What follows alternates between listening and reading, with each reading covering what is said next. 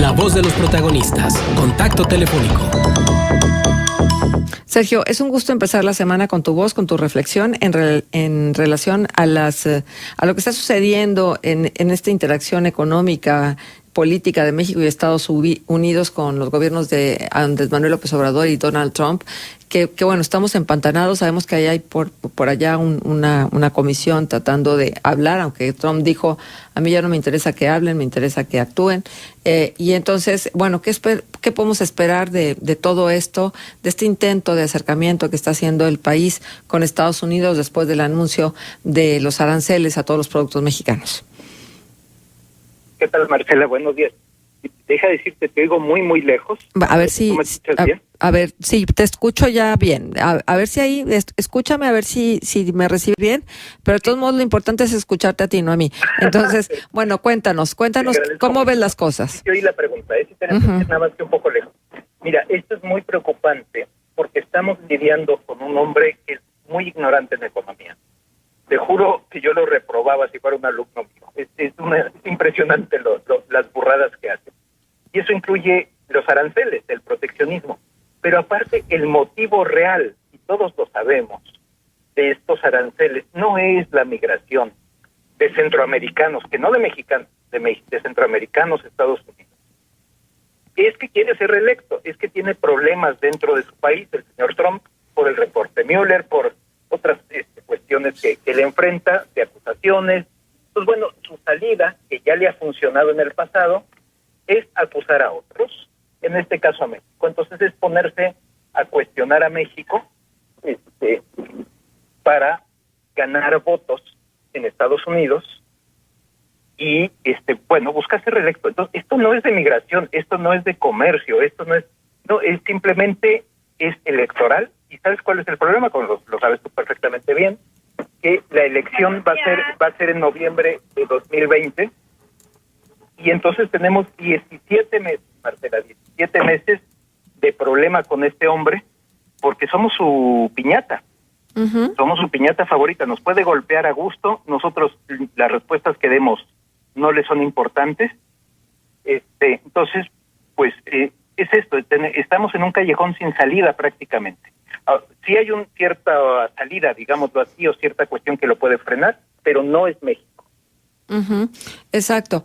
Pero, a ver, lo que entendemos los disparates de quien decide tomar el Twitter como campo de batalla, porque finalmente también a través de su cuenta de Twitter es que ha venido haciendo las amenazas y luego concretándolas ya no como amenazas, sino como acciones reales, cuando critica, cuando dice que los mexicanos nos hemos aprovechado de los Estados Unidos y que les hemos bajado prácticamente todo el dinero que hemos podido.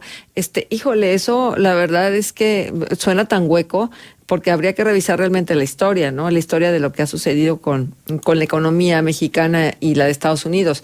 Porque también nosotros como país hemos cedido mucho terreno y entonces la típica frase de que cuando a Estados Unidos le da gripa, a nosotros nos da pulmonía, es muy real porque desgraciadamente hemos creado una dependencia en esta relación bilateral en todos los aspectos. Sí, ahora la relación bilateral es buena cuando la tienes sólida, que ahora con un loco ahí es un problema. Pero a ver, el comercio es buenísimo, las inversiones son excelentes. Ahora sí, tienes razón, bueno, ¿quién se va a creer que un país mucho más pobre, que es México, ya ha estado sacando riqueza Exacto. a Estados Unidos? Pues se la van a creer los partidarios de Trump.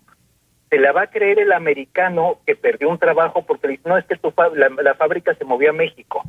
Entonces, sí va a haber gente que se la compre, que se la crea, y es lo que él confía, esos votantes que realmente le compran lo que sea, lo apoyan, y ahora, pues una vez más, de nuevo, es una fórmula probada, le funcionó siendo candidato.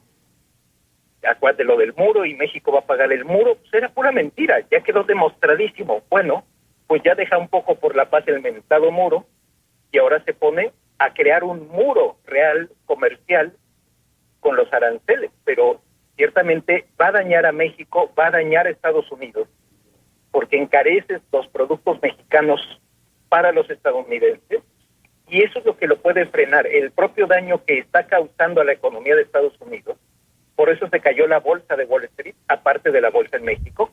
Entonces, el proteccionismo en esto es que daña a las dos partes, como el libre comercio, beneficia a las dos partes, pero sí es ciertamente difícil de ver. Entonces, no tiene nada de malo depender, porque cada vez que hemos querido ser independientes, llamémoslo así, económicamente hablando, hemos sido un desastre.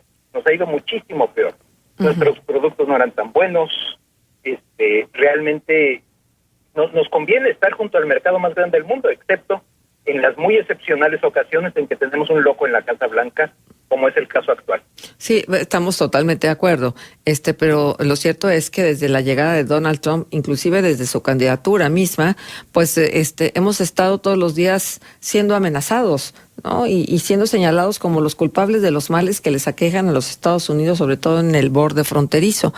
Ahora, tal vez esto que se dice ahora, que pudiera México luego tomar medidas de espejo para si ellos nos cobran aranceles, pues nosotros también cobrarles, y que esto pudieran estar apuntándole estratégicamente a productos en específico. Sin embargo, ¿esto cuánto costaría? ¿Esto cuánto le costaría a la economía del país? Las medidas espejo, es que te oigo muy lejos, Marcela, pero te contesto lo que creo que me preguntabas. Déjame ver qué está pasando acá. Sí, revisamos no mi micrófono, ¿todo está bien? No te preocupes, mira, bueno. Sobre las medidas espejo, no son malas, pero no espejo absoluto, no es que pongas un 5% de aranceles ahora de México a Estados Unidos, porque dañas a los mexicanos, es este daño al que me refería. Todo lo que traigamos de Estados Unidos nos cuesta 5% más caro. Entonces, no, se trata de proteger, de que ciertos productos de ciertos distritos o estados donde hay legisladores republicanos que pueden influir en Trump, esos, que ya lo ha hecho México antes, al menos van 2 veces que lo hace, para presionar al Congreso de Estados Unidos a que actúe, eso sí se puede hacer, se ha hecho, y quizá no sería una mala idea, también daña un poco a México, pero no es un arancel generalizado, no es un impuesto así total a todos los productos, pero yo te reitero, en cuanto Trump lo pusiera, empieza a dañar a la economía, a las dos economías, pero también a la suya, y eso es de lo que yo me fío. Lo que diga el canciller Ebrard, lo que diga la secretaria de Economía Graciela Márquez, lo que diga el subsecretario Jesús Seade, le importa un comino a Donald Trump, a sus negociadores. Es que no va a haber prácticamente negociación, ya lo dijo Trump en Twitter, como bien apuntaste. O sea, yo no tengo ni siquiera nada que hablar, es hora de que ustedes actúen. ¿Actuemos de qué? Paren la migración a 0. O sea, el hombre pone metas imposibles, y lo sabe, con tal de ganar votos. Es que tenemos que irnos a la raíz. La raíz es que quiere votos en noviembre de 2020. No está hablando de la migración, está hablando de su reelección, y estamos nosotros en medio como piñata. Uh-huh. Preocupa, y más a un estado como el nuestro, a Coahuila, donde pues hay una industria automotriz muy importante, porque finalmente, imagínate lo que sería para los exportadores de autos que vayan de aquí a Estados Unidos y que cada auto o cada factura vaya aumentada con el 5%. Entonces, si tomamos en cuenta lo que significa y lo que representa para la economía del país estos rubros, por ejemplo, automóviles y vehículos, partes y accesorios para vehículos, máquina para procesamientos de datos, vehículos para mercancías, el mismo petróleo crudo, el alambre aislado, los cables y cables de fibra óptica, los tractores y los aparatos de telefonía, entre otros, pues nos vamos a dar cuenta que sí sería un golpe que yo no sé cómo podríamos reponernos. Y si ya nos afectó en relación a la paridad peso-dólar, pues imagínense ustedes cómo nos podría estar afectando esto. No, por supuesto, es que ahora, exacto, o sea, Coahuila siendo estado fronterizo. Imagínate todo lo que le implicaría, aparte, si México pone un 5% de arancel a todas esas partes que llegan a las plantas automotrices. No, sería un verdadero desastre. Entonces, por eso hay que evitar ese proteccionismo generalizado, pero sí, de que va a dañar a estados, sí, a Guerrero no lo va a dañar mucho, a Oaxaca tampoco, a Coahuila, a Nuevo León, es tremendo lo que puede causar este hombre. Uh-huh. Sí, realmente, pues, ojalá no suceda, pero hay que prepararse. Ahora, eso significa entonces pues que hay que hacer ese proteccionismo generalizado, pues como decíamos, no. Pero sí, el daño es enorme, el daño potencial es enorme. Y por desgracia hay muy poco que México pueda hacer pues para evitarlo, excepto, y esto es una paradoja brutal, si el peso pierde valor, bueno, compensa para los estadounidenses el arancel. Claro. Pero a nosotros no nos compensa a nadie. Ahora, ¿cuál es el riesgo que hay de por medio en lo que tiene que ver con la concreción del TEMEC? Muchísimo. ¿Por qué? Pues porque realmente lo que se había planteado el jueves de la semana pasada, antes del primer tuit de Trump, antes de la primera ofensiva, era vamos a acelerar en el Senado mexicano el TEMEC, la aprobación del TEMEC, vamos a ahora sí que ya a sustituir el NAFTA por el TEMEC, y de repente tienes este tuit del señor Trump. Pues claro que lo pone en peligro, porque ahorita el Congreso supongo que no lo va a aprobar, el Congreso de Estados Unidos. El Senado mexicano, pues van a decir los senadores, oye, ¿yo qué le voy a aprobar a este señor? Un nuevo tratado que él que negoció el gobierno Trump, cuando está en esta ofensiva. Entonces, no, el TEMEC enfrenta un grave peligro en ese sentido. ¿Cómo te parece a ti el comportamiento del gobierno mexicano? ¿Cuál es tu opinión en relación a las acciones y reacciones que ha tenido el gobierno mexicano ante estos anuncios de Donald Trump? Mira, no han sido malas. A ver, de entrada la carta que envió el presidente López Obrador a Trump. Bueno, podemos discutir detalles específicos de la carta, que si debió decir esto o aquello, pero en general la carta fue buena, o sea, fue el decir, a ver, yo estoy dispuesto, fue rápida, cosa que es también una gran virtud. O sea, salió el tuit de Trump y a las pocas horas estaba la carta de López Obrador. Entonces, eso estuvo muy bien. El ofrecer negociaciones, pues es abrir la mano, es tender la mano. No está nada mal. Pero lo que sí sería un error, y no, ya veremos qué ocurre, es seguir tendiendo la mano. Es seguir diciendo, no, yo soy amigo, no, yo amor y paz, no. No, este hombre lo que quiere es guerra, y entonces lo que al menos debe hacer el gobierno mexicano es pues cambiar la táctica. O sea, ahorita está bien el tratar de negociar, pero si esto fracasa, como supongo que va a ocurrir, ahora estar preparados con el plan B, que puede ser este proteccionismo selectivo, que puede ser presionar no a Trump no lo puedes presionar, pero al Congreso de Estados Unidos sí, a los gobernadores sí, a los empresarios de Estados Unidos sí, o sea, poner a su propia gente de Estados Unidos a ahora sí que a presionar a Trump. Eso sí lo puede hacer el gobierno mexicano. Hoy dice Raimundo Rivapalacio en su artículo, y habla precisamente de esto mismo que nos está ocupando, Sergio, sí, que Trump ha sido muy hábil en el manejo de la comunicación a través del recurso de la política exterior, donde fuerza la interacción de un tercero y lo lleva al punto de la confrontación para obtener una negociación ventajosa. Y nombra ahí un término que tiene que ver, como se le conoce en inglés a este tipo de acciones, se llama brinkmanship, y anunció la elevación de aranceles contra México. La amenaza tuvo el efecto esperado, dice, bueno, todo lo que se ocuparon las cadenas nacionales, internacionales, los mercados internacionales también sufrieron turbulencias, lo que decíamos, esta devaluación de 50 centavos de parte del peso mexicano, y entonces esto, Trump juega, y yo no sé si nos hemos dado cuenta que juega con nosotros, y juega en un tablero de ajedrez perfectamente diseñado para obtener todos estos recursos y ventajas que en algún momento dado pudieran definir la elección en Estados Unidos. Sí, pero es que sí, yo supongo que nos damos cuenta, nos damos cuenta al menos muchísimos, yo quiero creer que el gobierno mexicano también, pero pues no hay nada que hacer, lo que no puedes hacer es patear el tablero o salirte del juego. Entonces, el señor Trump juega bien, entre comillas, pues porque tiene una posición de fuerza increíble, como si te dice un hombre muy, muy alto, vamos a jugar básquetbol, y yo soy muy bajito, y te fuerza a jugar básquetbol. Bueno, pues obviamente. Digo, en este sentido, Rivapalacio pues dice lo obvio, que no es malo decir lo obvio, pero pues simplemente hay que aceptar las realidades. Y pues sí, esta es la realidad, tal cual. ¿Es algo nuevo? No.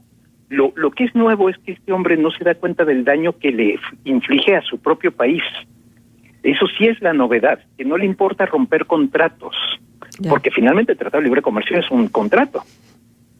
Claro. O sea, que no le importa en ese sentido hacer cosas que un gobernante normal no haría.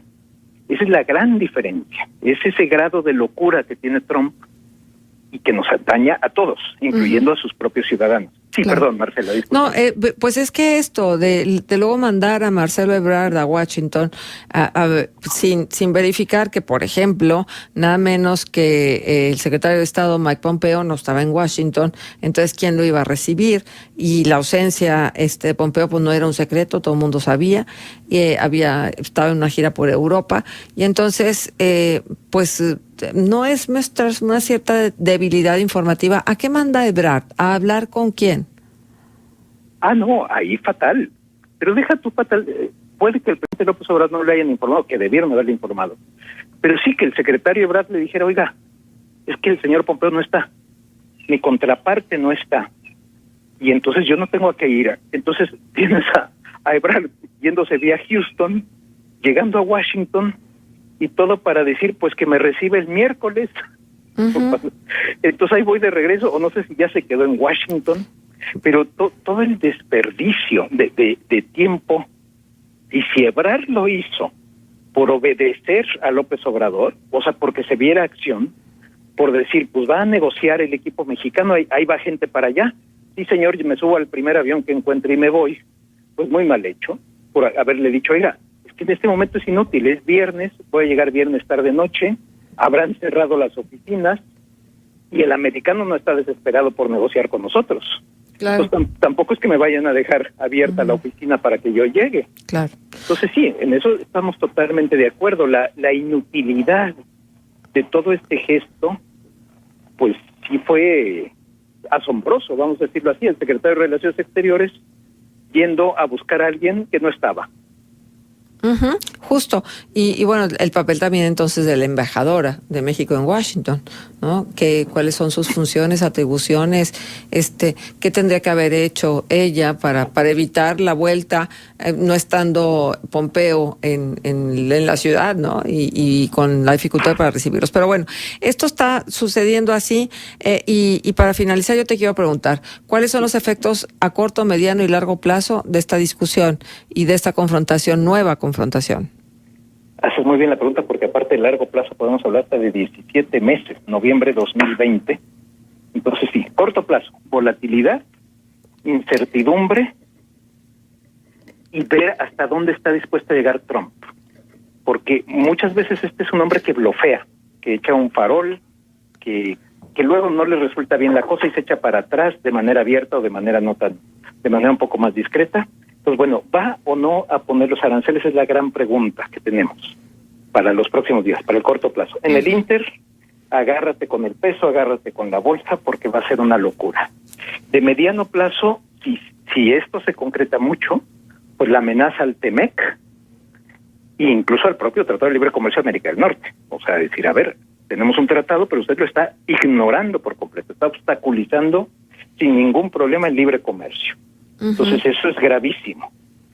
Y de largo plazo, ahí sí ya lo mismo en ese sentido, ¿no? De las consecuencias para toda la integración económica de América del Norte, en tanto siga un señor Trump en la Casa Blanca. Ojalá no sea reelecto, por supuesto, pero falta mucho para eso, para que un nuevo presidente tome posesión en enero de 2021. O sea, estamos hablando que prácticamente una tercera parte del sexenio del presidente López Obrador va a estar con esta sombra. Y como bien dices, ante las sombras hay que planear. Es lo que debió haber hecho quien sea del equipo del gobierno mexicano, planear eventualidades. Y cuando estás lidiando con un loco, ciertamente no es fácil planear.